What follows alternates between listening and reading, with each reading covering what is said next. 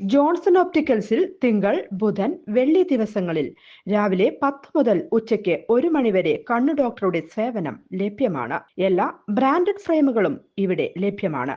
Driving ലൈസൻസിനുള്ള സർട്ടിഫിക്കറ്റുകൾ കൂടാതെ ഡോക്ടർമാർ നിർദ്ദേശിക്കുന്ന എല്ലാത്തരം കണ്ണടകളും ജോൺസൺ ഓപ്റ്റിക്കൽസിൽ നിന്നും ലഭിക്കുന്നു.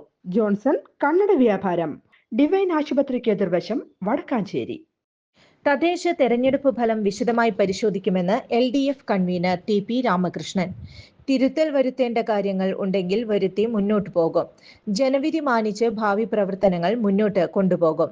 തെരഞ്ഞെടുപ്പിൽ ആകെ തോറ്റുപോയിട്ടൊന്നുമില്ലെന്നും മാധ്യമങ്ങൾ പറയുന്നത് പോലെ കപ്പൽ മുങ്ങിപ്പോയിട്ടില്ലെന്നും TP രാമകൃഷ്ണൻ പറഞ്ഞു. LDFന് അധികാര തുടർച്ച ഉണ്ടാകുന്നതിനെ നിഷേധിക്കുന്ന ജനവിധി ഉണ്ടായിട്ടില്ല. തോൽവി എന്നത് സത്യമാണെന്നും പ്രതീക്ഷിച്ച വിജയം ഉണ്ടായില്ല എന്ന് പറഞ്ഞാൽ തോറ്റെന്ന് തന്നെയാണെന്നും TP രാമകൃഷ്ണൻ പറഞ്ഞു.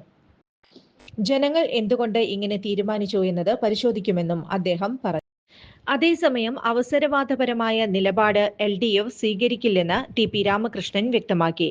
തെരഞ്ഞെടുക്കപ്പെട്ട സ്ഥാപനങ്ങളിലെ ഭരണസമിതി രൂപീകരണത്തിൽ ജനവിധി മാനിച്ചുകൊണ്ടുള്ള നിലപാടേ സ്വീകരിക്കൂ. ജനവിധി മാനിച്ചുള്ള നിലപാട് ഉണ്ടാകുമെന്ന് അദ്ദേഹം കൂട്ടിച്ചേർത്തു. മുന്നണിയിലെ പാർട്ടികളിൽ തെരഞ്ഞെടുപ്പ് അവലോകനം പൂർത്തിയായിട്ടില്ല. വിശദമായ അവലോകനത്തിലേക്ക് മുന്നണി യോഗം പോകാതിരുന്നത് അതുകൊണ്ടാണെന്ന് TP രാമകൃഷ്ണൻ പറഞ്ഞു.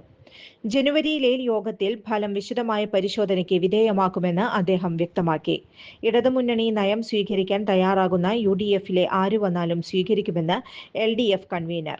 ലീഗ് അഭിപ്രായം പറഞ്ഞാൽ അപ്പോൾ ആലോചിക്കാം.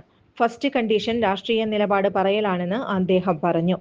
ജോസ് കെ മാണി ഇടതുമുന്നണിയുടെ ഭാഗം, ഇടതുമുന്നണി അടിത്തറ ഫലപ്പെടുത്തുന്ന നിലപാടുമായാണ് മുന്നോട്ടു പോകുന്നതെന്ന് TP രാമകൃഷ്ണൻ പറഞ്ഞു. കൂടുതൽ വാർത്തകൾക്ക് ഞങ്ങളുടെ ചാനൽ സബ്സ്ക്രൈബ് ചെയ്യുക. ഫേസ്ബുക്ക് ഫോളോ അപ്പ് ചെയ്യുക.